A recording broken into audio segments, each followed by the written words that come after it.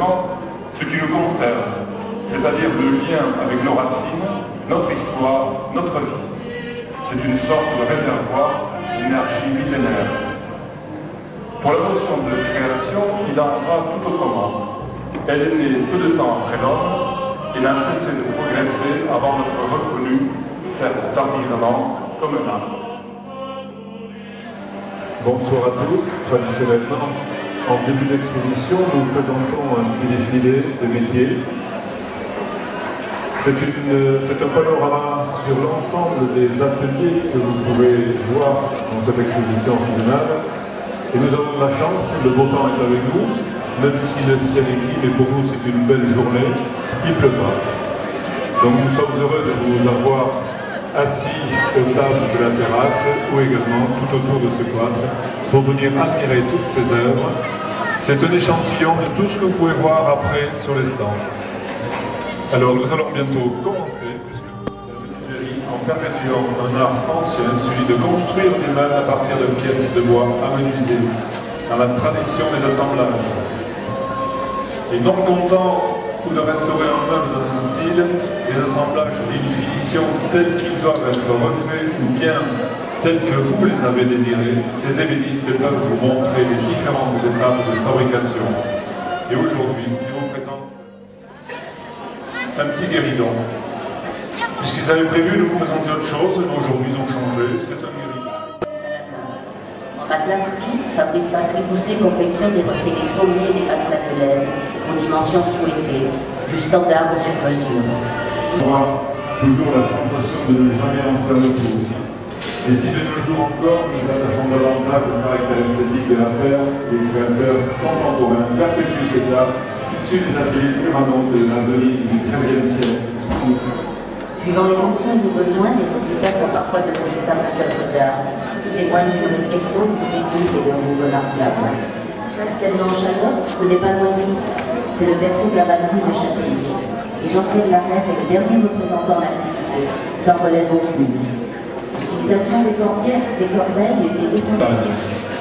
Du coupe-papier au grand coupe de chasse, en passant par les coupes de collection. Ils sont tous forgés et fabriqués à la main. Les plus luxueux d'entre eux ont une lame en main. Son idée, c'est égayer le quotidien morose à travers la réalisation d'objets divers et variés. Qui est l'homme de l'humanité, la cuirasse animale a été convoitée. La diversité des accessoires,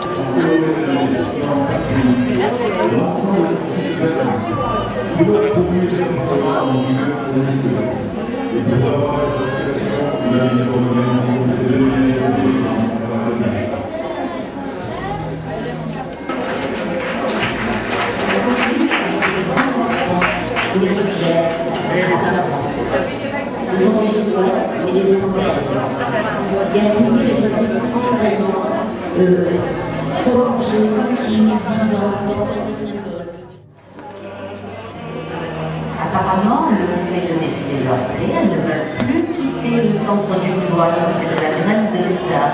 Merci à la grand-mère qui tient si gentiment la main de sa fille.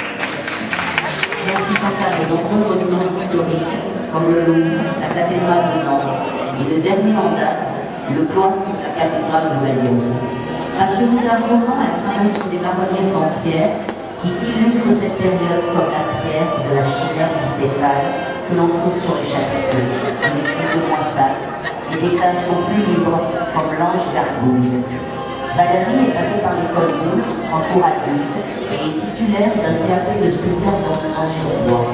Ignorée pour développer ce travail du corps à l'admiration de la pierre dans le monde où elle vient d'arriver. Rendu connaître un peu pour supporter ce travail beau et plein de symboles. Merci Valérie. En s'inspirant des scènes de la vie courante et des demandes particulières de la part du client, telles que trouver des compositions musicales et des pièces personnalisées. Au fil des années, les créations constituent une belle diversité, car l'artisan est toujours en constante recherche d'innovation et d'exécution. Ce soir, Francis Pille vous présente une pendule de petite latitude, une couple d'amoureux qui d'un révélateur dit digne. Bravo l'artiste. À Basse-Seine, par les Landes, fait, malasse, cuit, émaille. Après l'obtention du projet des arts du feu et des arts décoratifs à Limoges, il a ouvert son atelier en 73. Il tourne des sculptures, la faïence et la porcelaine avec de différentes techniques. La technique traditionnelle au maquillage chinois du 7e siècle au ragoût japonais du 16e siècle. Il donne également dans son atelier des cours d'initiation et sur l'exposition Qui n'a pas touché à la terre d'Yvan Gauthier. Petite Catherine, mais c'est surtout ce qui manque que vous devez aller voir sur le stand, parce que qui ne peut pas trouver la solution? On le met à droite, on le boutonne comme ça, on le tourne encore notre fois. Ça c'est... On va plus avoir tout à l'heure. Alors, c'est Bernard Cazenave qui vous présente sur cette table. Et Bernard Cazenave est un ébéniste qui travaille également dans la restauration de l'œuvre ancienne. Il se fera un plaisir de vous rencontrer, de vous parler de son essai.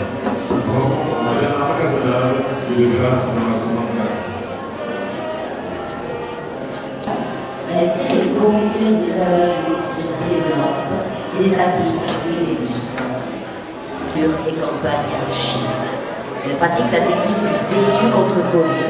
Utilise des tissus très variés, de la toile de Jouy jusqu'à celle de la toile à matelas, en passant par les damassés. Pour les finitions, elle rajoute de l'organza, des rubans velours, du satin, de la dentelle, des monogrammes anciens pour des mains. Sa technique du lassage est exclusive. Pour réactualiser vos décorations intérieures, Laura Bodafo transformera vos lampes, bustes et archives en les habillant de belles abajures. Vous la trouverez au stand numéro 15 si vous n'allez pas à Burgos. Mais le pied de lampe, Ernest, c'est pas terrible, c'est pas 18e. Elle dort certes, elle est très active. Son rythme de travail est lent, mais il ne s'arrête jamais. Il hiberne environ 7 heures par nuit. Son travail est classique et le revendique. Utile, il paraît peu. La persévérance est incontournable. Cette technique de travail étonnante, dotée d'une probabilité et d'une précision sans faille, la force, l'enflure et la sont les principaux outils utilisés pour travailler le fer.